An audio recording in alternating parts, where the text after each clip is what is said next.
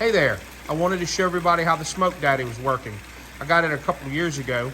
I did have to put a longer pipe tubing in there because the one that came with the kit wasn't long enough when you opened up the hood of the pit, but I wanted to kind of show everybody how it works.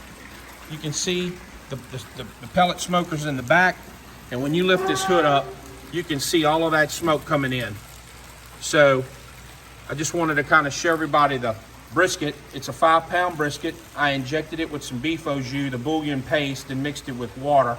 And then I put a salt and pepper rub on it, kosher salt and coarse black pepper. I think it's 16 mesh. So, you know, obviously you want to be at 225. This is a little bit hotter, but like I said, the interior, we've been monitoring it with a thermometer. And again, on this Smoke Daddy, you come back here, and it's got the pipe tubing. It basically, it's the tubing there, the blue tube, is actually connected to a fish pump. It's an aerator.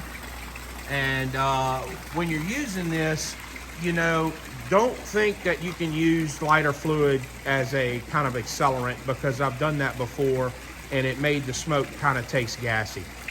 So once you get the top pellets lit, they'll kind of start to maybe get a little cherry red, and once they do that, just turn the, you know, power up the aerator, and once you close that lid, they'll get going.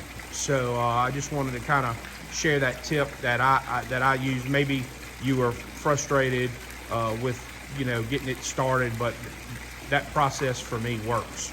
So I just kind of wanted to show everybody how this operates, and I'm pleased with it. I think this is neat. I don't really have, you can see that smoke just kind of oozing out of that pit like that.